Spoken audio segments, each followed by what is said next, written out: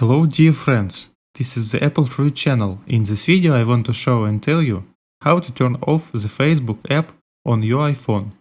That is, you will be able to turn off this app and click clear space on your iPhone without uninstalling the app itself. How do you do that? It's very simple. To do this, we go into your iPhone settings. Go down a little bit low and find the item General. And here we look for the application we need. Here we find Facebook. And this is where we click Offload app. Click here. Now our iPhone clears the data of that app and frees up space on the iPhone. And now I can continue to use my iPhone. But if I need Facebook, I just click on the app icon and download it again. This was the Apple Fruit channel. Like it and subscribe to the channel. Bye bye.